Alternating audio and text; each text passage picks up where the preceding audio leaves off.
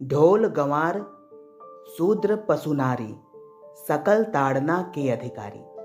प्रस्तुत चौपाई संत शिरोमणि तुलसीदास जी के श्री रामचरितमानस से उद्धृत है। सरसरी निगाह से देखने पर ऐसा प्रतीत होता है कि शूद्र, नारी और गंवार लोगों का इसमें माखौल बनाया गया है। तो क्या वाकई में संत शिरोमणि श्री तुलसीदास जी ने इन चौपाइयों के माध्यम से नारियों, शूद्रों एवं गंवार जनों का अपमान किया है? आइए समझते हैं इस वीडियो के माध्यम से।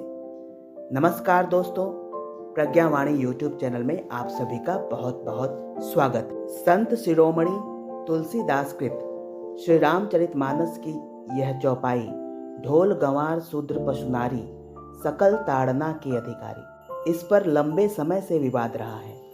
इधर इन दिनों यह विवाद फिर से गहरा गया है। सनातन धर्म की गूढ़ता को ना समझने वाले कुछ मूर्खों ने तो रामचरितमानस की होली भी जला दी। इसका युक्ति संगत अर्थ समझने के लिए सर्वप्रथम हमें समझना होगा कि यह चौपाई किस संदर्भ में है और यह किसका कथन है। बात त्रेता युग की है, जब श्री रामचंद्र ने समुद्र से विनती की कि हे समुद्र, हमें रास्ता दे दो, परंतु जब 3 दिन की विनती के बाद भी समुद्र ने रास्ता नहीं दिया तो श्री रामचंद्र जी ने समुद्र को सुखाने के लिए अपने धनुष पर बाण का संधान किया।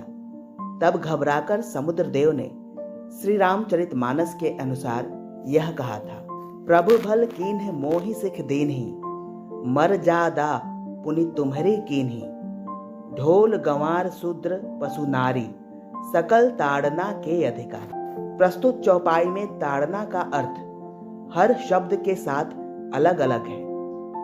विद्वत जनों के बातों में बहुत सूक्ष्मता होती है, इसे मूढ़मति नहीं समझ सकती। ढोल पर जब थाप न दिया जाए अर्थात ताड़ा न जाए तब तक कोई आवाज नहीं निकलती।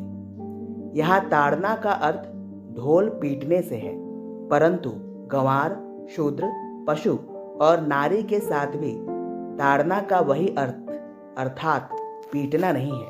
यहाँ गंवार से मतलब अनपढ़ बुद्धिहीन से है, अर्थात अनपढ़ और बुद्धिहीन को कोई कार्य सौंपकर निश्चिंत नहीं हो जाना चाहिए, बल्कि उन पर बराबर नजर रखनी चाहिए ताकि कार्य बिगड़े नहीं।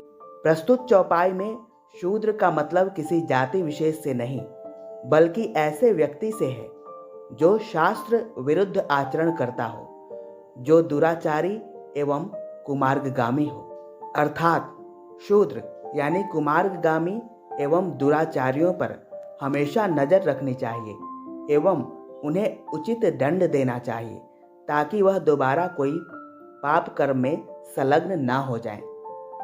इसी प्रकार पशुओं को भी हमेशा ताड़ना चाहिए, अर्थात उन पर नजर रखनी चाहिए ताकि वह कोई उधम न मचाएं और दूसरों के खेतों के फसलों को नष्ट ना करें। तुलसीदास ने नारियों को हमेशा सम्मान दिया है। अपने रामचरितमानस में ही दलित भीलनी माता शबरी का महिमा मंडन किया है। वो भला नारी जाति का अपमान कैसे कर सकते हैं? नारी के संबंध में ताड़ना का मतलब उनकी देखभाल करने एवं उनको सुरक्षा प्रदान करने से है। ध्यातव्य है कि माता सीता की सुरक्षा में चूक होने से ही उनका अपहरण हुआ था।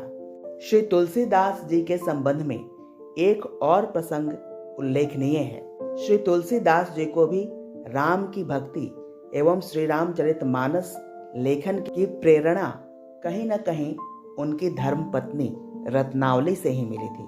बात उस समय की है जब तुलसीदास एवं रत्नावली का विवाह हो चुका था। रत्नावली एक बार विवाह के उपरांत अपने मायके गई। तुलसीदास जी अपनी पत्नी से बहुत प्रेम करते थे। उनको यह विदाई बर्दाश्त नहीं हुआ। तब वह पत्नी मोह में आकर उसी रात्रि को, जिस रात्रि में घनघोर बारिश हो रही थी, अपने पत्नी के घर अर्थात अपने ससुराल जाने का निर्णय लिया। नदी पानी से भरी हुई थी। लगातार वर्षा हो रही थी जिससे नदी उफान मार रही थी। तुलसीदास अनजाने में एक शव को नौका समझकर उस पे सवार हो गए और धीरे धीरे करके अपने ससुराल पहुंच गए। लेकिन इतनी रात को ससुराल मेन दरवाजे से जाना उनको अच्छा न लगा, अतः उन्होंने पीछे से जाने का निर्णय लिया। पिछले दरवाजे पर दीपक भी जल रहा था, तो तुलसीदास जी को लगा कि शायद मेरी प्रियतमा रत्नावली भी मुझसे उतना ही स्नेह करती है, अतः उसने दीपक जला रखा है और वह मेरी प्रतीक्षा कर रही है। फिर उनकी नज़र एक रस्सी पे पड़ी, तब उन्हें लगा कि शायद वो मेरी प्रतीक्षा में रस्सी लटका दिया है, तो वो उस रस्सी के सहारे ऊपर चढ़ गए। जब रत्नावली ने तुलसीदास जी को इस तरह अपने सामने देखा तो वह हतप्रभ रह गई और वो बोली कि आप इस भयानक रात में, इस घनघोर बारिश में आप यहाँ कैसे? तब श्री तुलसीदास जी ने कहा, देवी मुझे तो ऐसा लगता है कि आप भी मेरी प्रतीक्षा कर रही थी, तभी तो आपने दीपक जला रखा है और रस्सी भी लटकाई है। तब उनकी पत्नी ने पूछा कि आप आए कैसे?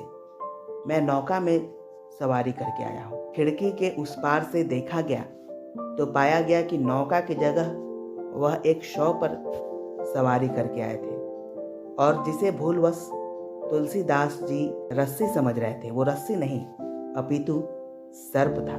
रत्नावली को इनका इतना पत्नी मोह अच्छा न लगा और उन्होंने तुलसीदास को संबोधित करते हुए कहा, हाड़ मांस के देह मम तामे ऐसी प्रीति, जो होती श्री राम में पार भई भवभीति।